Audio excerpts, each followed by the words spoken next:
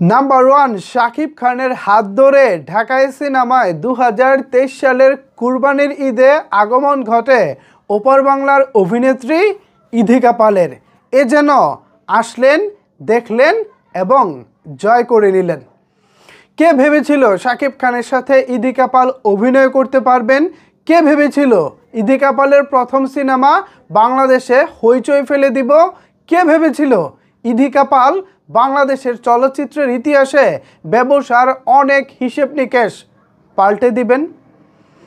ইধিকা পাল এই মুহূর্তে দুই বাংলার সবচেয়ে ভাগ্যবান অভিনেত্রী। সেটা কিভাবে? চলেন বিস্তারিত আলোচনা করি আজকের এই ভিডিওতে। আপনাদের সাথে রয়েছি আমি ওয়াসিম। ভিউয়ার্স, আপনারা যদি ইধিকা পালের কেরিয়ারের গ্রাফটা দেখেন তাহলে 2023 সালের কুরবানির ঈদটাকেই ধরতে হবে সিনেমার গ্রাফটা ধরলে।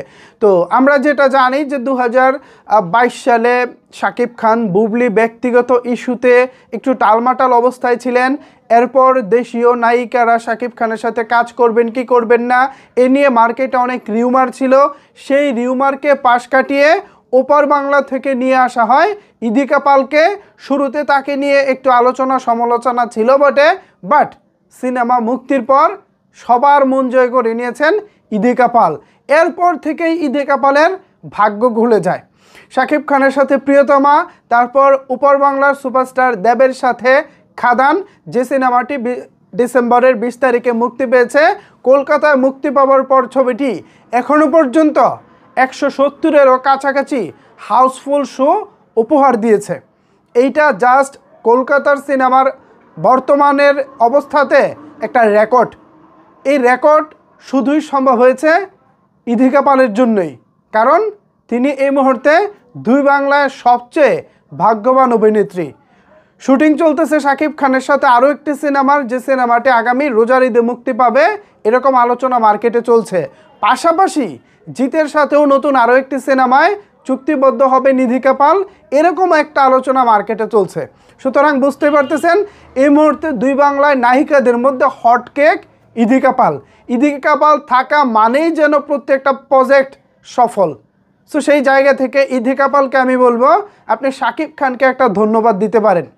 শুধুমাত্র শাকিব খানের কল্যাণেই আজকে আপনার ক্যারিয়ারের এই অবিস্মরণীয় একটা অবস্থায় আপনি রয়েছেন। কে জানতো আপনি ইধিকা পাল, আপনার মতো একজন নায়িকা কলকাতায় রয়েছে যিনি সিরিয়াল করতেন নিয়মিত। আমরা যারা পুরুষ মানুষ আছে আমরা তো ভাই জি বাংলা বলেন, স্টার জলসা বলেন, এগুলোর ধারের কাছেও নাই।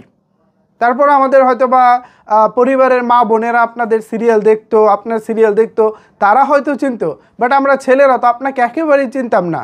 সেই জায়গা থেকে শাকিব খানের সাথে প্রথম সিনেমা, প্রিয়তমার গানের মতো ম্যাসিভ একটি হিট গান, ঈশ্বরের মতো ম্যাসিভ একটি হিট গান, সর্বোপরি প্রিয়তমার সিনেমা, ইন্ডাস্ট্রি হিট, সব কিছু মিলিয়ে আপনার কেরিয়ার এই মুহূর্তে ভালো একটি অবস্থানে। আমি সবসময় চাইবো আপনি শাকিব খানের প্রতি কৃতজ্ঞ থাকুন, তাকে তার প্রাপ্য সম্মানটুকু দিন, সেই চাওয়াটা অ্যাজ এ বাংলাদেশি হিসেবে আপনার কাছে। ভিউয়ার্স, আপনার কি মনে হয় দুই বাংলায় এই মুহূর্তে কি আসলেই ইধিকা পাল ভাগ্যবান অভিনেত্রী? এ বিষয়ে যদি আপনাদের কোনো কিছু বলার থাকে তাহলে অবশ্যই সেটি নিচের কমেন্টস বক্সে জানাতে পারেন।